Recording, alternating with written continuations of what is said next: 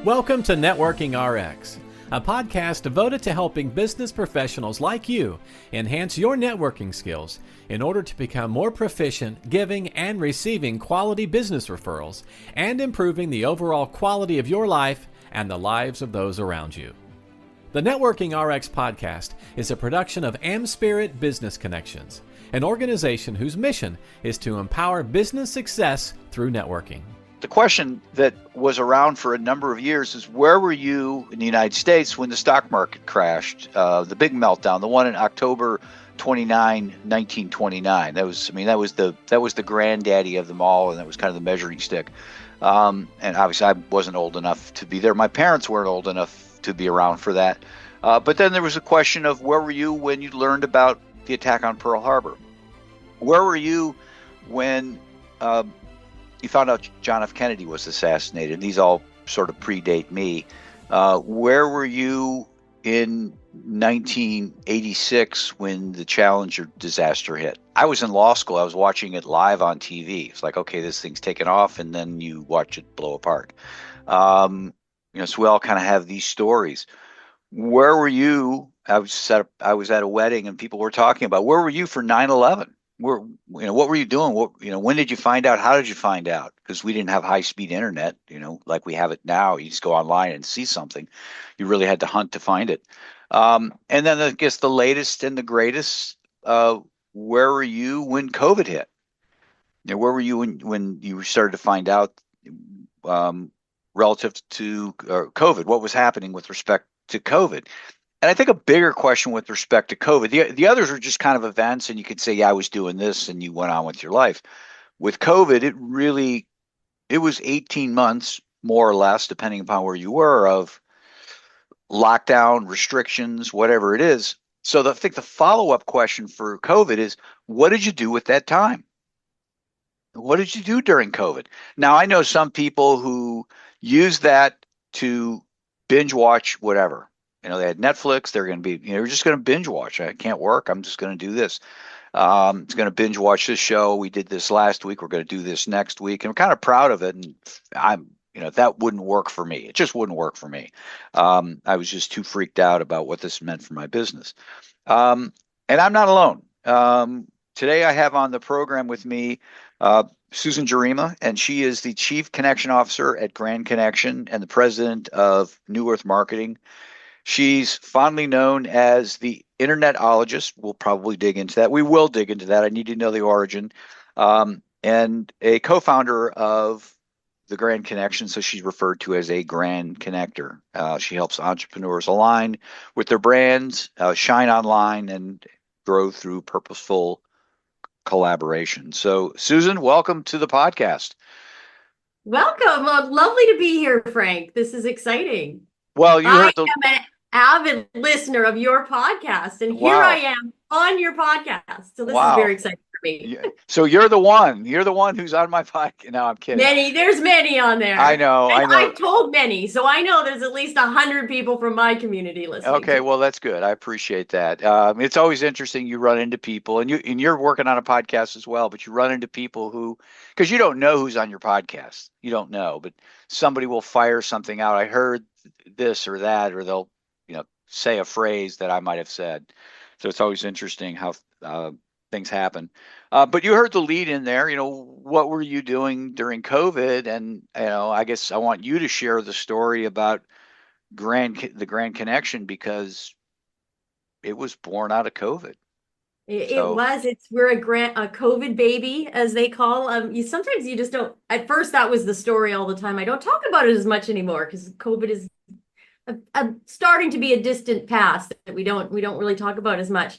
But I was in the United States. I live in Canada, and I had gone down to go to a conference in Sedona, and got connected while I was in the States with Carolyn Cooper. She's been on your podcast as well, who became my co-founder here at the Grand Connection.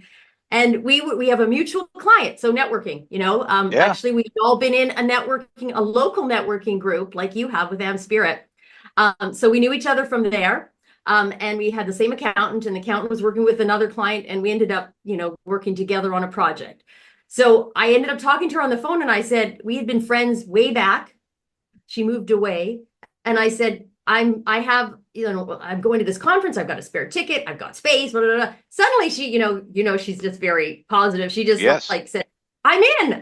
And she called me back. She had a plane ticket. She was on her way down. And while she's in the air, the state of Arizona declared an emergency. As you can remember at the time, nobody knew what was going on. And being in a foreign country, I mean, it's not foreign to you, but I'm like, how am I going to get home? Like Trump was talking about closing down all the borders and the airports, and I'm in a different country. My car's stuck in an airport across the border somewhere. I don't know how I'm going to get back. And there was a fearful time for me. Carolyn, it's good to be with Carolyn though, because she lives above the line. So she kind of got me cheerful and everything and looking, how can we be positive about this? And we ended up going to the Grand Canyon. And of course we spent days there hiking. It was inspiring. It's an amazing place. You just kind of could feel that beauty and the inspiration and the energy from the canyon. And we came up with the idea to start a community to support our clients and our communities around us that we had. I've been working online, so hence the word internetologist, which I was using at the time. And I've been doing online stuff. Carolyn has always run groups, networking groups. So together, it was a great collaboration. She'd been doing a lot of speaking, a coach empowering people to live their vision and deal with uncertainty. And then the fact that I had the digital background to actually do virtual networking and run something that was digital and completely online was the great partnership between the two of us that got it going. And so very much a COVID baby. And I remember the time. I remember worrying about toilet paper and hand sanitizers and all that. Like it was a strange time.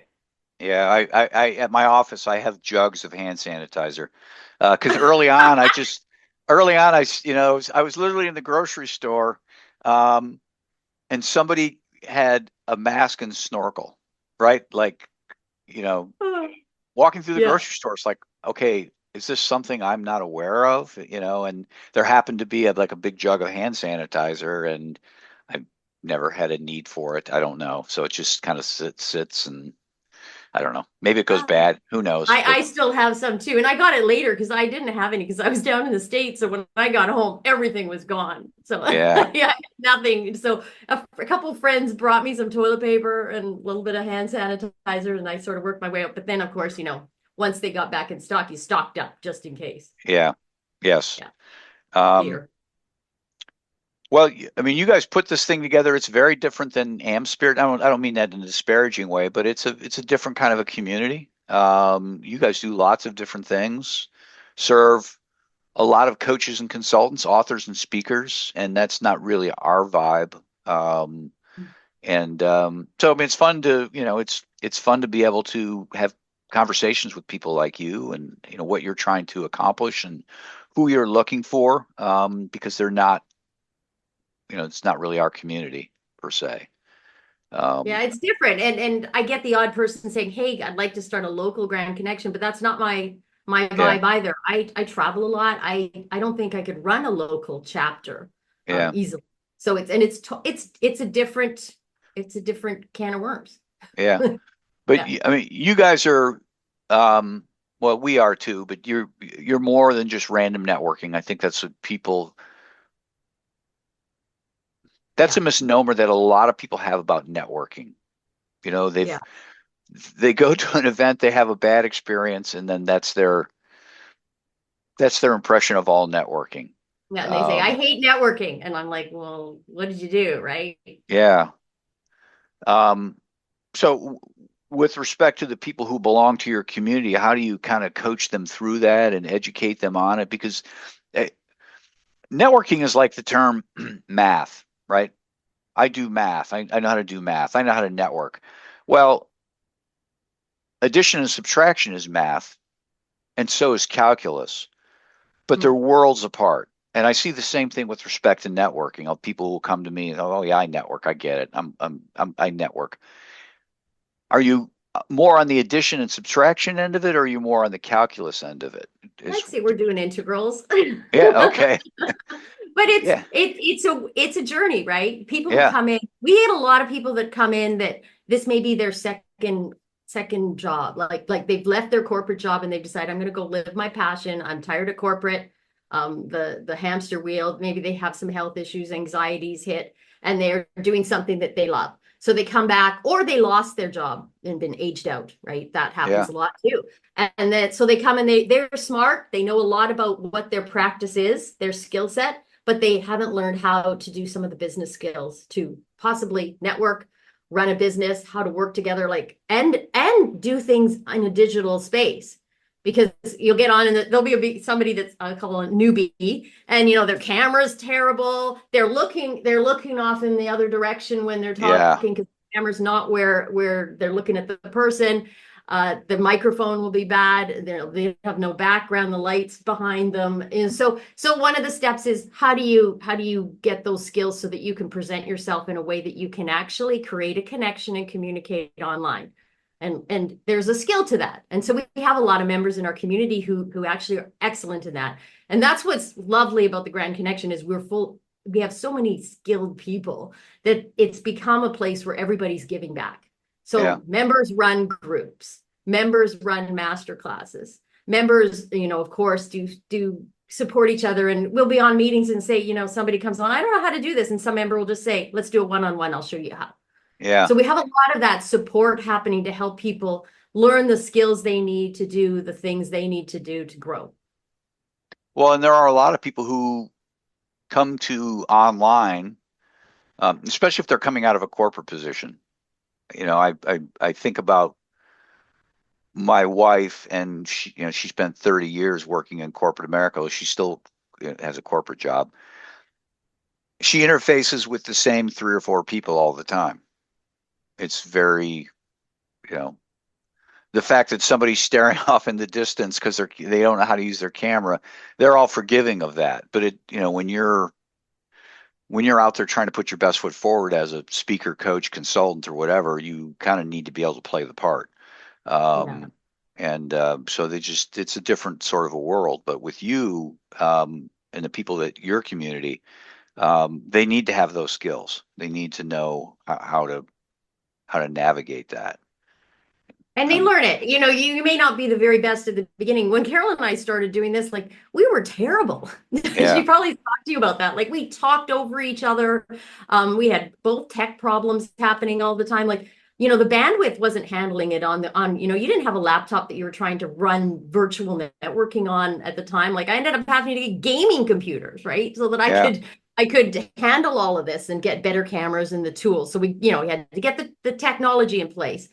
And then the practicing working together and speaking. So, but it's a very warm, heart-centered community. So even if you come in and you don't know it, you learn pretty quick and everybody's here to help you. We often suggest, we give some tips and things right away. We get a link to newbies when you come and you register, you can, event instructions. So it gives you some tips, but you can also, we suggest read your introduction. If you're nervous about it, I have a GPT on creating your intros. We give that out at the beginning too. You can get your intros in place and have your 20-second, 30-second, 60-second, depending on the format. And it's okay to read it at the beginning. And these are the things you can do because you're practicing and learning and everybody kind of knows you're going through that journey together. And they've been through it. Yeah. Well, you learn little hacks. Early on, I was nervous as well. I don't know why. If I was fine in a room full of people, but when you're online, somehow or another, that's different. It's not. I'm being facetious. But I learned how to kind of not a teleprompter, but I would put the text on the screen, right? So I could just overlay it, and I didn't have to read it, but I at least could sort of follow along. That okay, now I'm saying this, now I'm saying this, now I'm saying this. Yeah. Things I would say all the time. But somehow or another, I became stupid because the internet was involved. Well, I didn't know anything about. I used Zoom to record a podcast like this. I was using like this all long before the COVID lockdown. Didn't realize you could have 20 people on there, 200 people. Man, I didn't realize that. And then it was like, oh wow, this is training wheels have come off. I'm ready to go. Yeah. It's funny you talk about being nervous online. I we started off and I had many times where I was nervous. I'm getting better at it. But when my bigger events get over 100 people on it, and you need three, it goes from two screens of breakout, the gallery, because it goes up to 49. You can do a setting that changes it from the 25 to 49. So you've got that. But once it gets to over 100, that's three of them. It's going three things to go through. I get nervous. It just hits me. And I guess it's a trigger. It's probably something I need to work on with one of our great coaches in our community on how to not let that bother me, because I get a little bit of a nervous panic moment for a second. I have to take a few deep breaths, slow down, and imagine, do the techniques that the trainers for speaking say, just look at that one person. Yeah. But then they jump around too, right? Yeah, they're moving. Yep, moving. They're moving, and I know exactly what you're saying, because I have run into that. And for me, the big hang up is I don't know all who's on. Not that I'm going to say something that's going to offend somebody or whatever. But if Carolyn Cooper's on, I want to be able to say, yeah, Carolyn Cooper's on here. And if I don't know, I don't know. It just seems, I don't know. It's a different world. It's certainly a different world. Well, you were running an online event, and you did great on that. I did, but that didn't start until COVID. That didn't start until, again, what did you do with COVID? For me, I wasn't going to take it lying down. All of our communities, all of our, what we call chapters, went online right away. And I just felt, I couldn't binge. I couldn't binge watch. That's just not who I am. It's like, okay, I've got to serve people. The people need help. There are people. I remember when the lockdown happened in our state, Ohio, talking to a member who, I don't want to say he was suicidal, but he was really in a bad place. He says, I don't know what I'm going to do, Frank. I don't know what I'm going to do. And I remember hanging up the phone and just really feeling scared for him. And I reached out to him the next morning, and it was like manic, depressed to manic, right, or whatever. Overnight, the governor of the state had declared his industry, he was in like pest control, a necessary service. Everybody was sanitizing everything. So he was like, I'm gainfully employed, all overnight, right? Good. So he was he fine. had work. He was okay. Yeah. Yeah, he was fine, but he was scared, and I was scared too. I was scared too. We all were. It was a scary time, and lots of people were on my calls, and people crying and scared. Like, a lot of people had training businesses that they had to. I had a couple of yoga studio clients, and they had to, they had to figure out how to do it, with a move, a headset, and we're saying, we'll try earbuds, those work pretty good, and I practiced with some people on it when the Zoom, and just to get them to feel comfortable. Telling them don't go into the bathroom in between with the earbuds. Like these are things that mistakes people make at the beginning when they're getting going, and how to get the lighting and stuff. And then, of course, so many people didn't have online carts. They were just working. They were doing traditional stores before. Yeah. Everybody now, I kind of is a hybrid now. It's really changed. Yeah. Strategic connections. What are some of the things you coach your community on with respect to strategic connections? Well, you want to be very purposeful in your networking, and you do that too in your community. I mean, you guys have an AmSpirit, you're one per category, right? Yeah. So we aren't. Yeah, we're very focused on referrals. I just came from an event, and I talked for 40 minutes on referrals and how to get referrals. And referrals is one of the best ways to keep reoccurring revenue coming in any business. As a marketing consultant, I know that. I've done every type of marketing because I like to try them all at New Earth Marketing, and my referral partners are my best business partners. That's where all my work comes from. Yeah. So we know that works for small businesses. And in my world of coaches, authors, speakers, podcasters, fractionals, they also partner a lot with people. So we focus on referrals is one type of alliance, but collaboration can be a lot broader. That you might be finding a strategic alliance is somebody who reaches the same audience as you, that allows you to, when you partner with them, you could do audience swaps. You could partner doing some sort of an event together. A lot of people will write books together. They'll write courses together. They might do a summit together. So they actually work together because they're slightly aligned. They're aligned in values in the audience, but they have enough of a difference that they can work together and create revenue as a partnership. So there's a lot of stuff going on like that. And then a lot of people could be JV partners where they're just sharing affiliate links, but they share each other's audiences and they can help cross promote each other. So that's kind of like referrals, but it's done through bigger audiences. So you've got, you could have somebody that brings you 50, 100 clients with one email. Right. So those work really well for collaborations. And then a lot are doing, we have a ton of podcasters, so they're always doing podcast swaps all the time. Getting on each other's, and that's a great way to just share audiences, but they also get to know each other.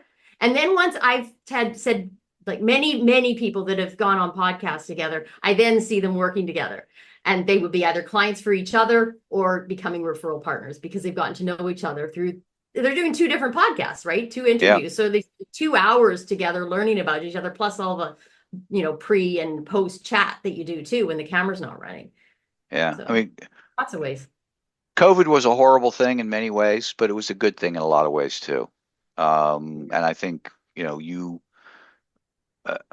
AmSpirit has been much the same going in and going out of COVID. We didn't really change, but you actually created something, and you've created connections through the Grand Connection that have these people. A lot of these people wouldn't have met but for that. Oh, none of them. And I have friends all over the world now. Yeah. And business. The people you work with in business become your friends, especially when you're a workaholic and you love your work and you're working all the time. Like there's no borders between that. Like I'm going to Australia and I have 3 meetups planned, and they're all people I consider friends. Yeah. And I'm just excited. And some people let me stay with them, and I've let some of my members stay with me when they're traveling and coming over here. Like we become really good friends. Yeah. It's a beautiful thing. It's really a beautiful thing. Well, let's shift gears. Let's talk about the Grand Connections. I know you and Carol, and I don't want to say you've parted company. You have different. She's doing something different now.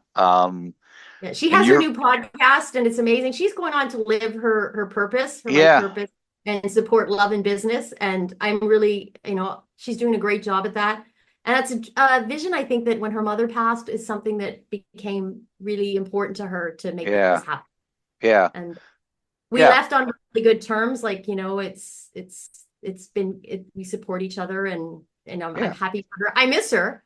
You start doing something with somebody and they're a good friend, and it's a lot of fun. And now I'm trying to think of other people I can partner with and create some of those relationships too, because you do get lonely. You want to, it's fun to work with other people. And that's why collaboration is really, really important in finding people to work with, because you have a project you work on together, you have a lot of laughs, you do something together, you both increase your audience, you learn from each other, you support each other on the skills you don't have, and you augment what you would have done by yourself. I mean, it is better together. Well, she has this, we talked about this before. We've talked many times, a few times. She just has a skill set that you don't. And, when I first started doing what I did, I had a friend who was very involved. Well, he wasn't terribly involved, but he had a different skill set. And when he decided he wasn't going to continue on with me, it's like, I need to be more like Greg. I need to develop this skill set. And you figure it out, and in a way it's a good thing. But I guess my question is, I knew that you and Carolyn were good, because I met Carolyn face to face in Pittsburgh. But what's on the horizon for Grand Connection for you? You just finished up the big event with Bob Berg. There's always something going on in the Grand Connection. Well, there is always something going on. We have a new mastermind starting this January, coming up pretty soon, and it's called it's a self-mastery course. So this is kind of like I'm holding your book here up, but you know how your book is about the you in it. You need to be the better person. So I have a neuro coach, and she's been teaching me neuroscience, brain network switching, and it's a really fabulous tool to actually help you it helps me actually on the skills that Carolyn had that I didn't have. So I'm learning to be a better speaker. I'm learning to be a better leader. I'm learning to be a little bit more calm, controlling my communication skills and my emotions. So we're calling it the neuroscience of connection.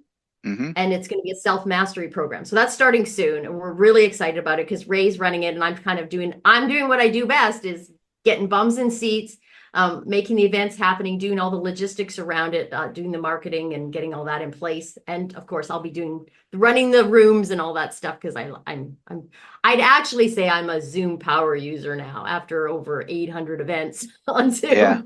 You get pretty good at it. You know where the little dashboard is hiding. Yeah, no, I think that is a skill unto itself. It really is. Yeah. I have blown up many calls. I just panic, right? Okay, I hit the red button, and are you sure? Well, I think I'm supposed to. Don't hit like exit. When somebody else leaves exit, it closes the whole thing up. Just leave the room. Yes, I know. Well, the joke is I've blown it up, and then I've blown up a Zoom, and I'll just relaunch it real quick. And people come back in. They're like, "Well, what did I do, Frank? What did I do?" And I have to fess up and say, "It was me. It was me. It was totally me. It's me. I'm telling you." So, all right. Somebody wants to test drive the Grand Connection. How do they go about doing it? Can they do that? Oh yeah. Everybody. It's a very inclusive group. Everyone is welcome to come and experience a couple of events. You're allowed 3 events as a guest. You just go to grandconnection.ca. So I am located in Canada, so it's .ca. And at bottom right corner, there's a little button for a guest pass.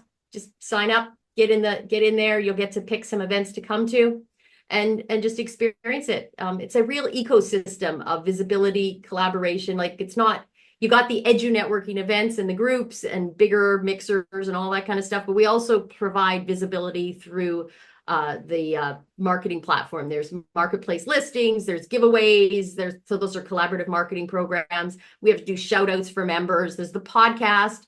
So there's lots of ways to get visibility in the ecosystem that's based on collaboration. It's all kind of that way. So yeah. And being an internetologist, because you mentioned it, people are going to wonder what that was about. Yes, we didn't touch on that. Please. Yeah, so thank you. This is networking too, based on like real life. I was in a networking event that had a lot of scientists. So I was at a table full of biologists and other scientists, and they said, "What are you?"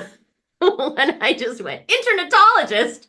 And because I'd been doing websites for 15 years and long time. Early days before, Google and, very AOL days. That's when I started. So that's where the word came from. And that combined, with Carolyn's expertise, made a great collaboration to create a community that supports entrepreneurs to grow. And it grows by itself. Like the people, it's the members in the community that are now the momentum that makes it grow. Yeah, well, the Grand Connection has a great reputation. And I'm glad you started. I'm glad it's going well, and keep it up. Thank you. And AmSpirit too. There's a place for everybody. Thanks for joining us on the Networking RX podcast. Please put what you've learned into action today and let us know if you have questions, comments, or ideas for future topics. You can email them to us at podcast@amspirit.com. That's AmSpirit.com. Finally, so you never miss an episode, be sure to subscribe to the Networking RX podcast through iTunes, Overcast, or however you receive your podcasts. Now get out and network with someone. The Networking RX podcast is the copyright production of AmSpirit Business Connection. All rights reserved.